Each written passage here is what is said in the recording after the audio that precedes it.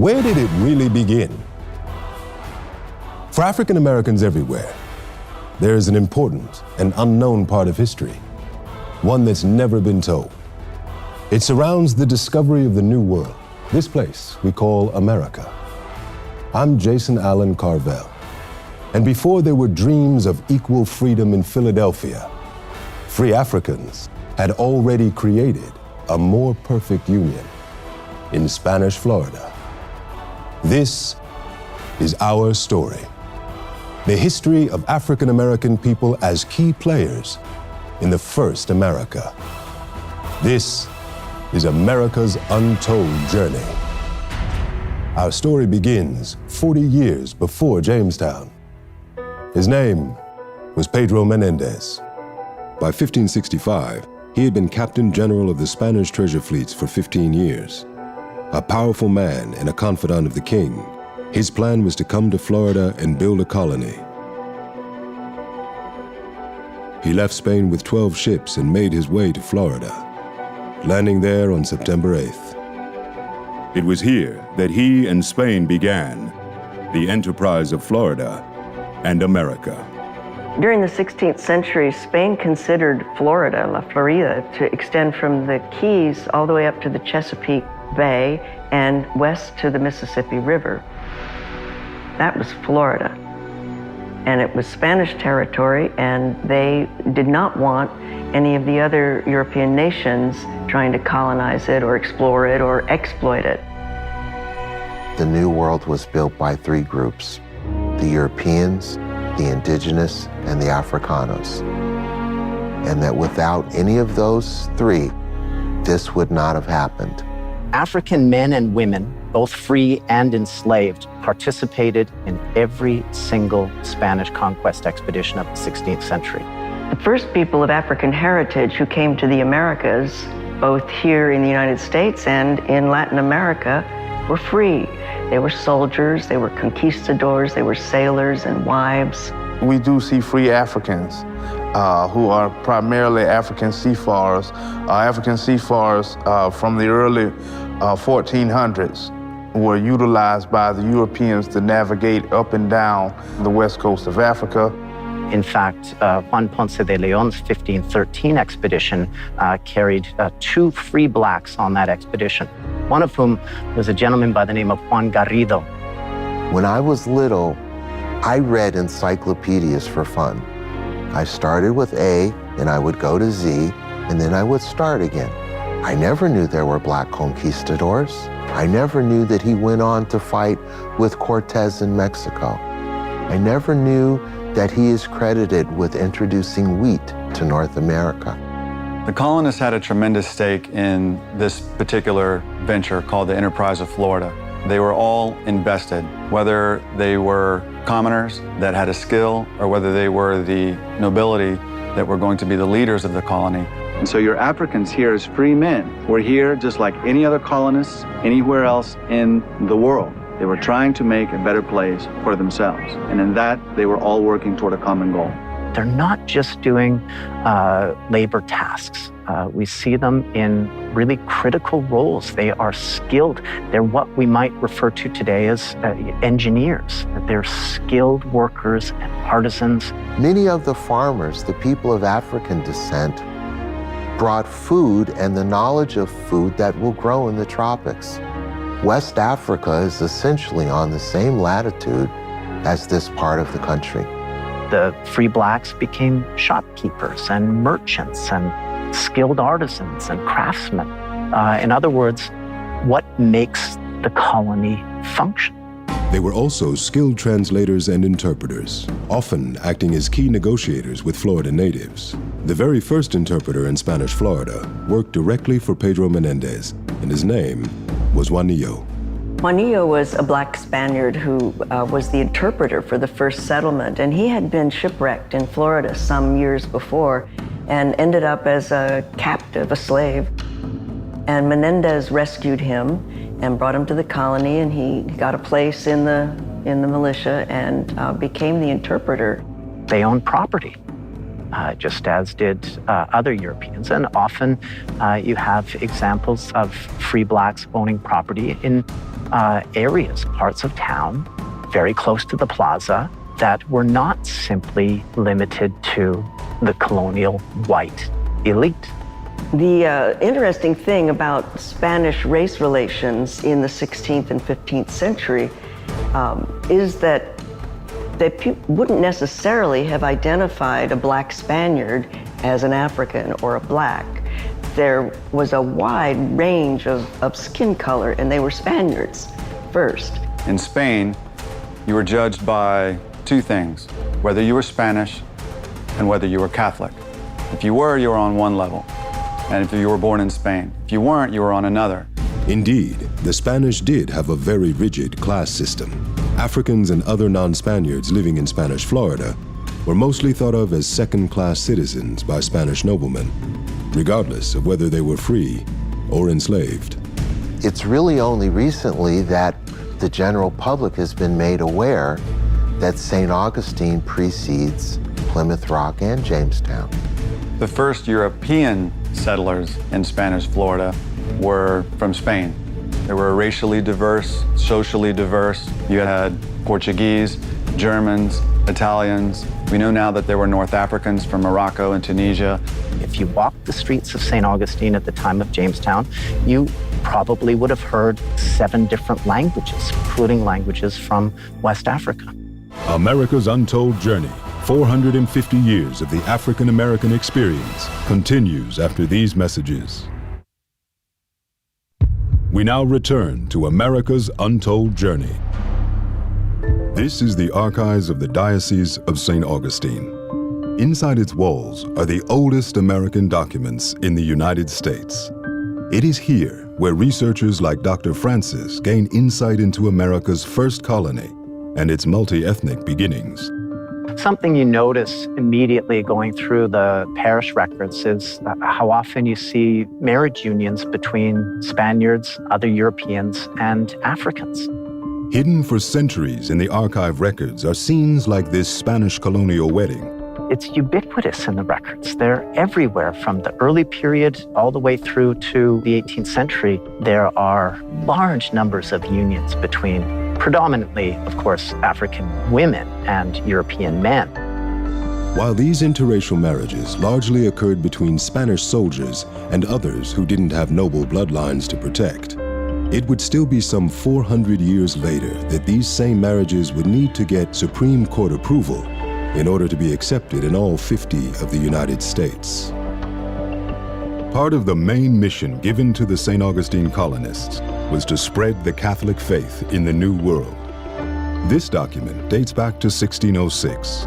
It notes the baptism of a free black child in Spanish Florida, 1 year before Jamestown was founded.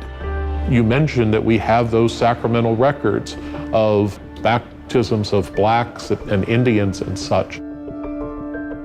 It was just sort of, if I can say, the normal course of the events, because this was the responsibility that the Spanish colonists were given, and they took it seriously. By the late 1600s, the colony of St. Augustine had been in existence for nearly a century. It was a thriving, multiracial, multicultural society. But this version of Spanish Florida was never supposed to have existed. In 1565, Pedro Menendez de Avilés signed a contract with the Spanish crown. In that contract, Menendez was assigned to bring 500 slaves to Florida, with the idea that those slaves would work on developing a sugar plantation economy for Northeast Florida. Now, that economy never unfolded. Menendez never brought 500 slaves to Florida. In fact, in the entire first Spanish period, there are never 500 slaves in Spanish Florida.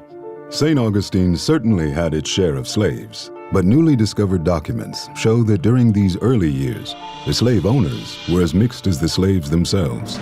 Here in St. Augustine, among the Spaniards, there were white slaves, galley slaves, people who had committed a crime and were sentenced to 5 years in the galley. They were slaves then. Anyone could be a slave, a Christian, a Jew, a Moor. You could be enslaved and likely would be enslaved if you were captured in warfare, for example. It could be a punishment, but it was not considered a status into which you were born. Most of the slaves that were brought to Spanish Florida were domestic slaves or royal slaves who had very specific, highly refined skills. African women, for example, you see them performing tasks as domestic servants. You also see an African woman in the late 16th century, early 17th century, who serves really as the first nurse in the hospital of Santa Barbara in St. Augustine. By the mid to late 1700s, Their mission of keeping La Florida to themselves had failed, and a plantation economy took root in the Carolinas. For blacks, there were now two Americas, one English, one Spanish, and the difference between them could not be more striking. First thing we have to understand is that the Spanish and the English had two very different ideas for North America. The English tried to colonize North America with, at first, indentured servants and a promise of 7 years of labor. And what they will find is being a slave for 7 years might as well be a lifetime, and half of them will die. And that the first slaves in North America were actually Native Americans, and that the people working the fields as unfree people in Jamestown were red, black, and white. Once the English began to say that our survival depends upon this stable labor supply, there was nothing that was, quote unquote, out of bounds in terms of their morality as well, because it all came down to their survival. This is how we are going to live and survive. Slaves had guaranteed rights under Spanish legal codes. Families, for example, were not to be separated. You yourself would know that if you lived under a system where your family could be broken up and sold for sale, if you have that fear that your child could be sold, that is a true definition of chattel slavery. Slaves were not ignorant. By far, they did not live in a vacuum. They were well aware of the world and the surroundings around them. They just did not have the ability to change it.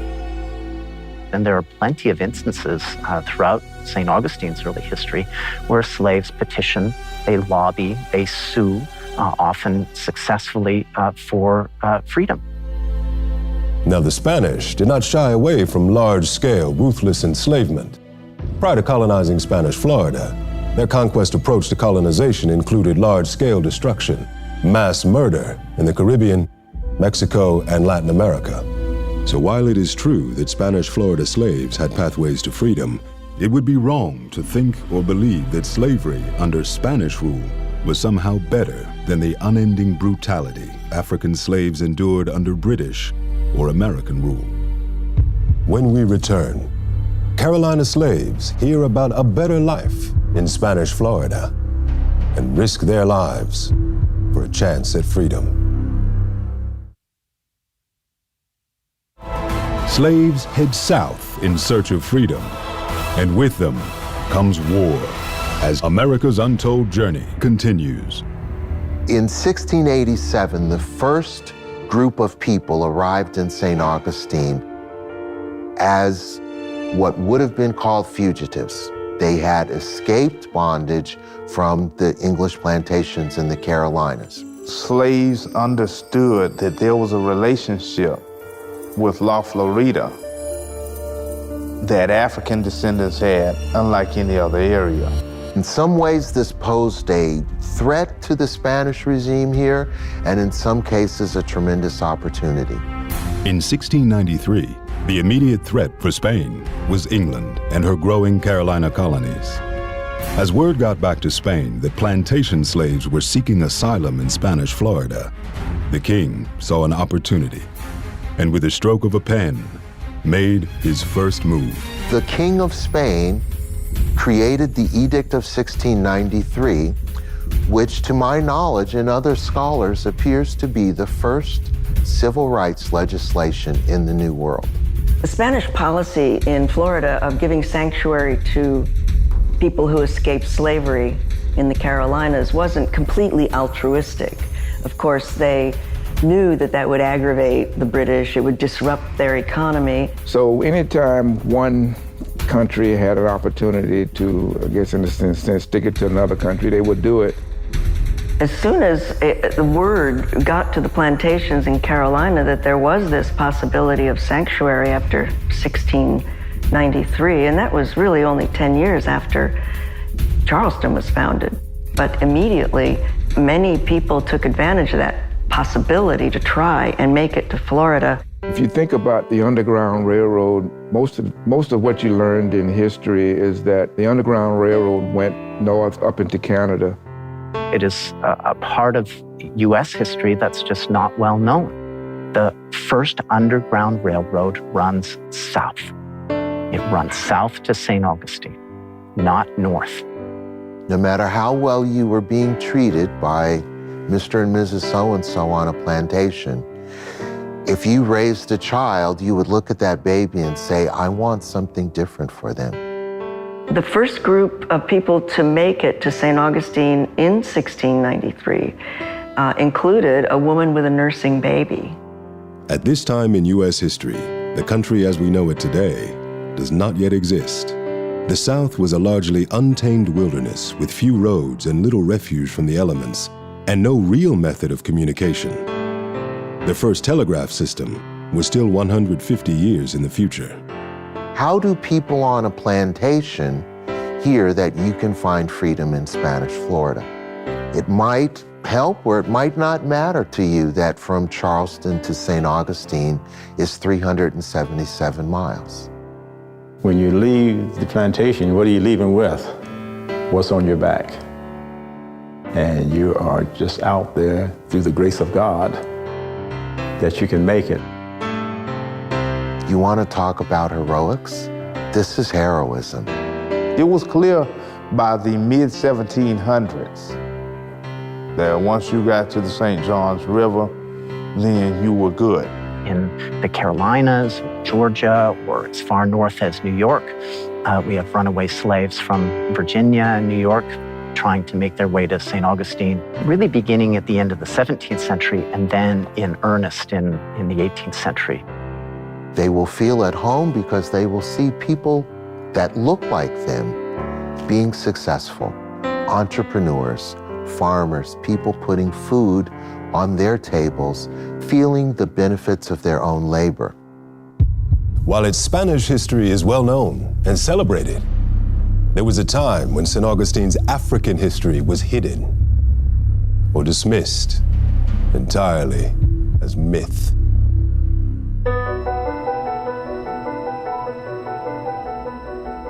I came here with my family 10 years ago, 2 teenage boys and my wife, and our first stop was the Castillo de San Marcos.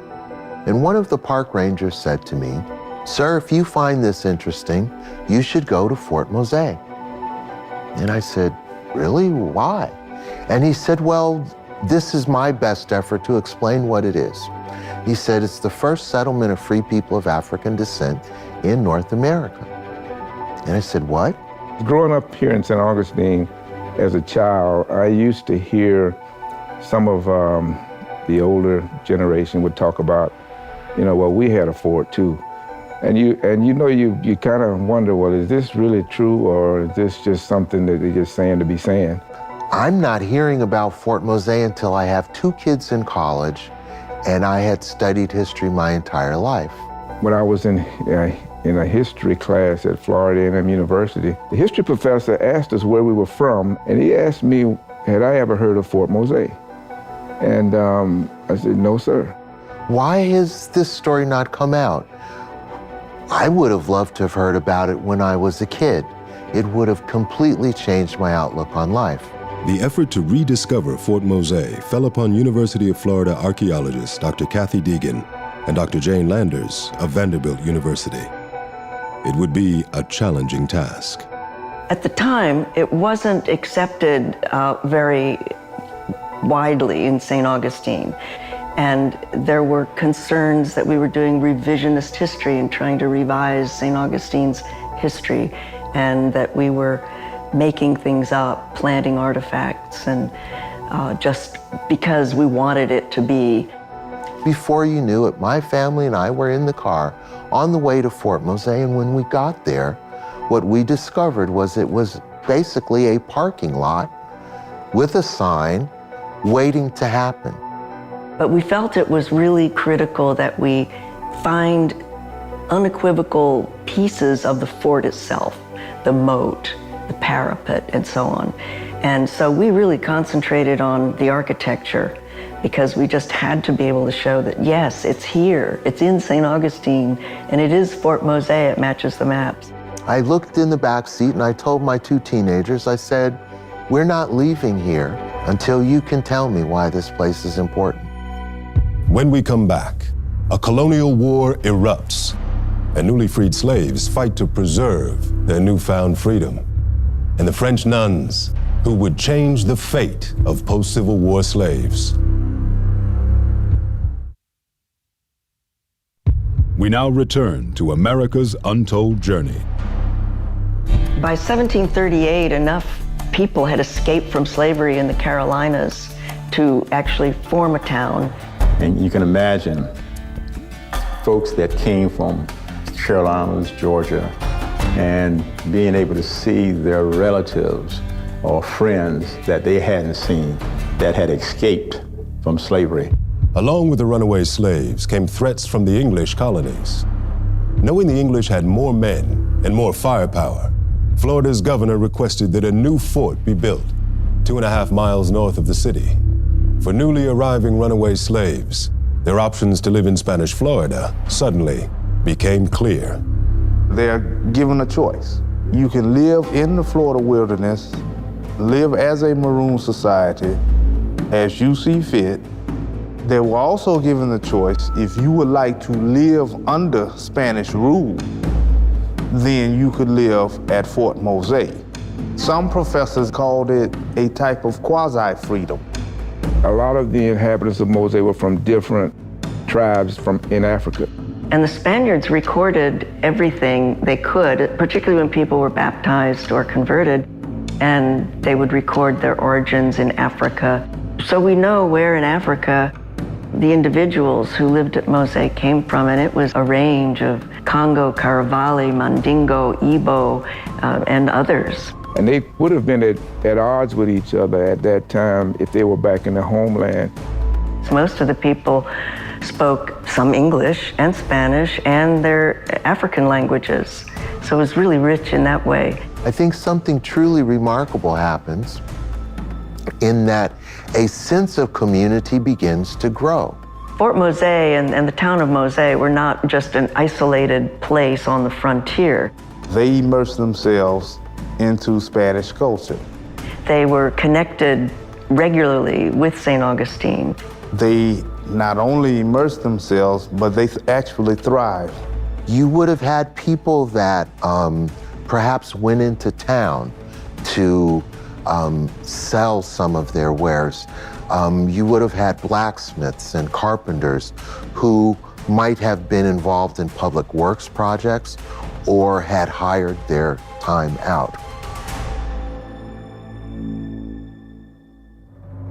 The men of Mose were part of the Spanish militia of the town. They became the first line of defense for St. Augustine, and in that process, they earned themselves also what we would consider citizenship. The Mose militia was armed, outfitted, and trained by the Spanish army. By forming a militia of former slaves, what better first defense could you have against former masters? They forged alliances with Florida natives to form scouting parties. These forward scouting missions were critical in order to alert St. Augustine of any British invasion. And that's the part that I'm impressed with, is that they felt that it was an honor for them to help defend La Florida. This was a story not about slavery, but that the Fort Mose story is a story about freedom.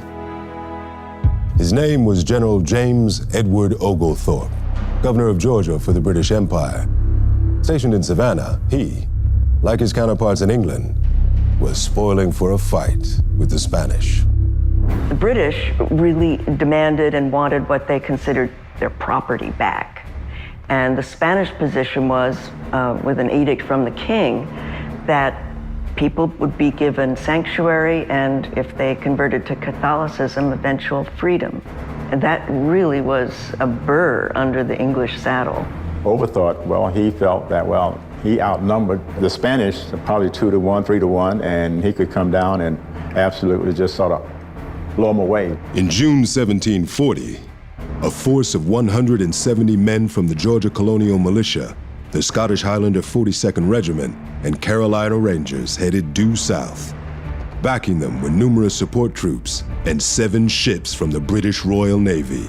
Their objective was to destroy Fort Mose and then blockade Matanzas Bay. If successful, the British could essentially starve the town and its inhabitants into submission. But Oglethorpe's plan of a surprise attack on Fort Mose didn't unfold as planned. The Spanish scouts, probably some from Fort Mose, had advance word that they were coming, and they were able to leave the Fort Mose area and regroup at the Castillo. Having made a tactical retreat to the heavily fortified Castillo de San Marcos, the residents of Fort Mose and the townspeople of St. Augustine were able to hunker down behind the fort's 16-foot thick walls. It was here that they waited for supply ships to arrive from Cuba. It would be a long wait. The entire town has been blockaded. The townspeople have been under bombardment for 27 consecutive days. They are essentially surrounded. Supplies are low, food is low, ammunition is low. Greatly outnumbered, the odds could not have been more against them. On June 26th, a multi-ethnic strike force of Spanish regulars, Mose militia, and Florida natives launched a pre-dawn raid to retake the remains of Fort Mose from Oglethorpe's troops. This engagement would come to be known as the Battle of Bloody Mose. They caught them at night, when they were sleeping, and totally surprised them. So I think that's one of the reasons that Oglethorpe lost as many men as they did lose during that battle. The English suffered more casualties and retreated. They were defeated, and I think the Spanish troops got off fairly easily in comparison. It appears that historically, the first major defeat of the British Army in the New World occurred here at Fort Mose. But the glory of that day did not reverse Spain's ever-shrinking hold on Spanish Florida. And by 1821, Spanish rule had ended as Florida became a United States territory, ushering in an era of chattel slavery. For the Africans who lived there, it was no secret that the freedoms written in the Constitution would not apply to them. But with the ratification of the 13th Amendment and the surrender of the South, newly freed slaves in and around St. Augustine quickly gathered themselves on the west banks of the Maria Sanchez River to create Little Africa. Although they were skilled farmers, widespread illiteracy was certain to condemn them and their children to a life of hard poverty. Overcoming this would require outside help.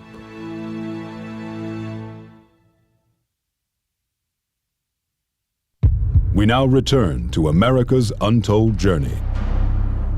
Very dear Lord Superior, after long reflection, weighing carefully and praying to God for His grace and light, I am writing to you to ask you to make all necessary arrangements in order to send a colony of your sisters under the protection of Father Gauthier in the month of April. I wish you to understand and clearly that it is for the blacks and for them alone that I have the sisters of your order come to my diocese. I have between 5,000 and 6,000 blacks without education and without religion or baptism for whom I would like to do something. We came in 1866 at the request of Bishop Augustin Verreau. He asked for 8 sisters that would come. They had about 160 that volunteered. but the General Superior had already selected about 8 sisters that would come. And their ages ranged really probably from about 45 to probably 19, 20 years old. And he made it very clear that they were coming to teach the liberated slaves, that would be their work here. When they started to teach here, they taught children, you know, and only boys came to school originally. But it wasn't too many weeks later, though, that the little girls started to come too. The parents would send the children, and at night we taught the adults. Despite their good works, it wasn't long before the sisters were caught in the rising tide of racial segregation. It was illegal to teach black people. So there was a lot of animosity about, you know, educating black people, even after the Civil War, even after they were freed. In 1916, 3 of our sisters were arrested, and it was on Easter Sunday, and they were arrested over at St. Benedict's. The sisters were over there probably for Sunday school, after church services. The order to arrest them probably came from the governor, who was very anti-Catholic. So that went on for a week or two, but the end result was that that law was lifted from the books. These noble sisters became revered by the people they were sent to help. The first nun who died here, the black ladies from the cathedral parish, it wasn't the cathedral then, from parish of St. Augustine here, they took over the funeral. They said, these women came for us, we're going to take care of this funeral. And they did. Her body was laid out here at the Mother House. They organized a procession down the street and led the procession to the church for the funeral. I thought it was a great tribute, you know, to us that they did do it. Over the years, Little Africa began to take shape and grow as a community. As it did, its name was changed to what it's called today. By the 1960s, Lincolnville had become a vibrant African-American neighborhood, a stronghold of middle-class values and commerce. Lincolnville was never totally segregated in terms of living. I can recall when I was a kid on the corner of what is now M.L. King Avenue and Lincoln Street, there were a couple of grocery stores located in the immediate neighborhood that was owned and operated by Jewish families. Oh, we were a close-knit family of people. Now, I had fun in Lincolnville now. We were not totally segregated. White families lived in the community as well. It was a lot of the Caucasian kids that we played with. We used to skate up and down the streets and stuff. All of us played together, and I had a very happy childhood. While its influence on the local economy grew, these advances were only going to go so far in the face of segregation. Well, shopping downtown, black people couldn't try on hats, and they couldn't try on the dresses and things. You just have to guess what your size was. You look at the hat, if you like it, you bought it and whatever, but you couldn't try it on. I could not attend the University of Florida. I went down for an interview. It was very interesting about the results of my visit there. I was told that I spoke very well. That's all I heard. Even as events in Birmingham, Mississippi, and Little Rock stirred a nation, St. Augustine's whites became more and more determined to keep segregation in place. Fearing retribution, many of St. Augustine's middle-class blacks were either hesitant or silent about the growing civil rights movement. My father was a teacher, and he was told that if he was participating in the movement, he'd lose his job. Nationally, the Civil Rights Bill was stalled in the Senate, with Southern Dixiecrats effectively halting the bill with filibusters and legislative delays. There needed to be a new front opened in the fight against segregation. And there was no better place to do it than in a city about to celebrate its 400th birthday.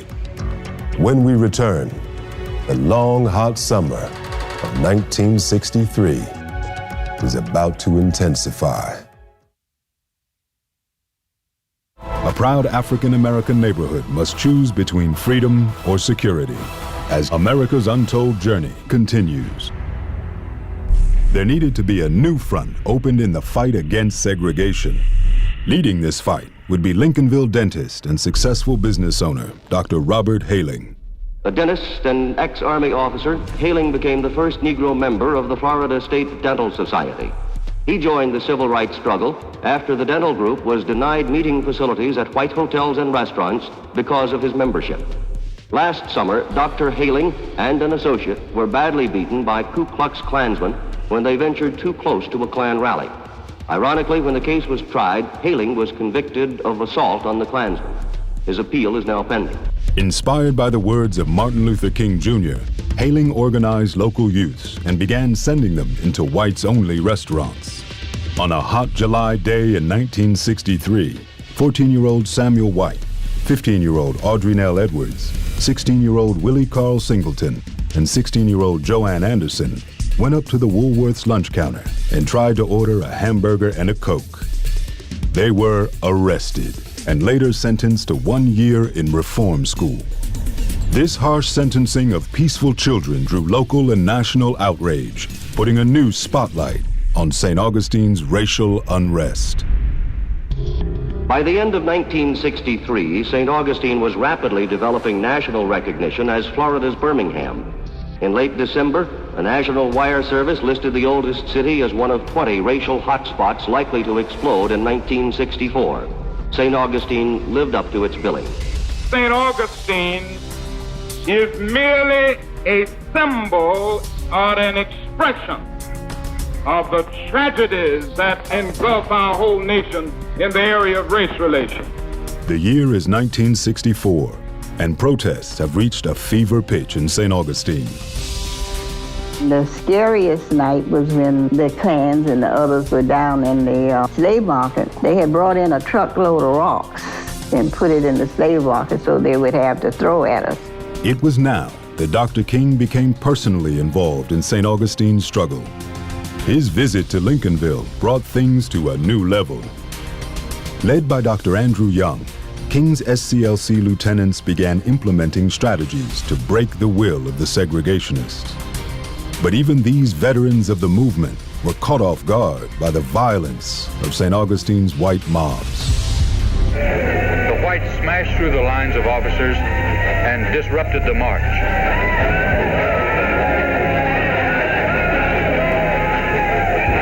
The Negroes were attacked for perhaps half a minute before the officers could halt the violence. The march continued around the plaza, and the whites again broke through the lines on Cathedral Street in front of the Catholic Church. Egged on by the KKK and largely undeterred by the local sheriff's office, the beating of peaceful protesters by white thugs had become a blood sport on St. Augustine's historic streets. But as freedom seekers soon discovered, even a peaceful wade-in on St. Augustine Beach turned into a free-for-all of unbridled white anger. Again last week, about 100 civil rights marchers showed up at the public beach normally used only by whites. St. Augustine Beach is integrated by law, by city ordinance. But by custom and habit, Negroes use a section of the beach reserved for them 1.5 miles down the same. The special police force has employed boats to ward off the demonstrators. They also have used a solid line of patrol cars to make a divisional line between the white segregationists and the demonstrators. Shortly after Negro and white integrationists arrived at the public beach, white segregationists appeared. Then the quiet beach has given way to violence. They attacked the integrationists with their fists before Florida state troopers could prevent the assault. The struggle for civil rights has reached a tipping point in St. Augustine and throughout America. But no one could have foreseen the events that were about to take place. A fateful swim in a hotel pool shakes the halls of power in Washington, D.C. as America's untold journey continues.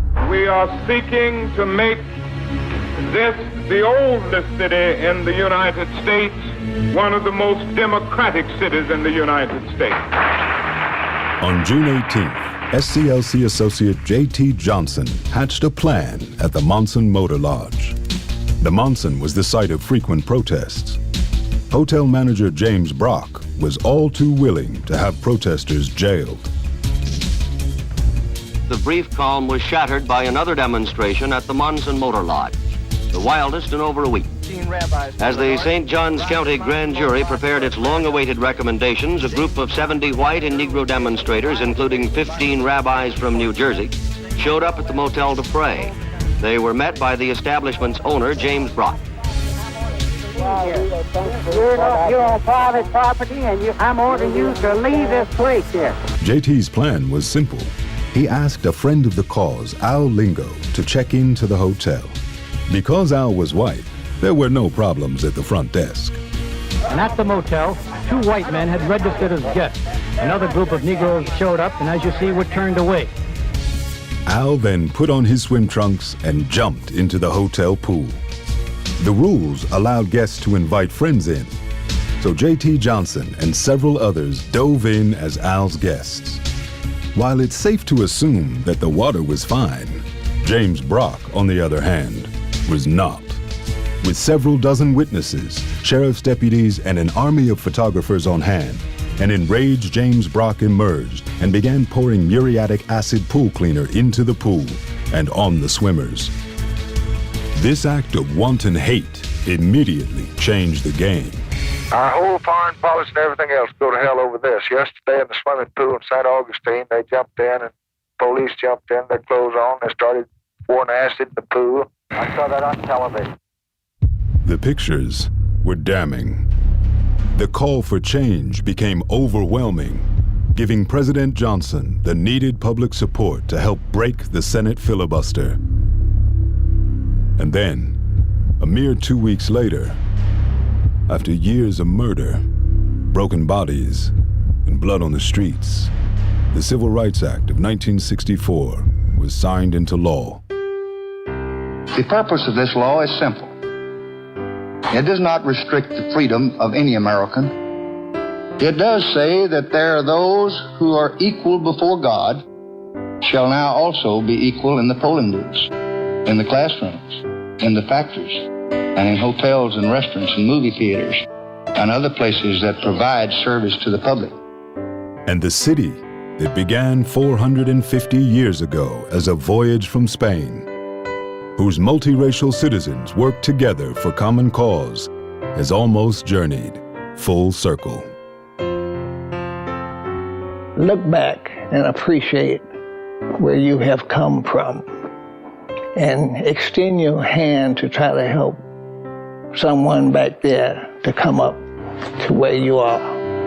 But never forget to look back and appreciate where you have come from. James Clyburn said it best. America's history is not on a linear plane, it's on a pendulum. And so we have to do what we have to do to keep it swinging in the direction that works for most and all Americans. History is what it is. We can't go back and change it, but we can learn from it and then move forward and make it a better world for everybody. We hope you've enjoyed our journey, and we hope this program will help people think differently about America and its true heritage. Our country was built by daring, courageous, and diverse people from all around the world, and free African-American men and women played an important role. Their struggles and triumphs spanned over 4 centuries, beginning in Florida of the 1500s, and continue to enrich the tapestry of American life, and is a history that should be remembered and celebrated. For America's Untold Journey, I'm Jason Allen Carvel. Thanks for joining us.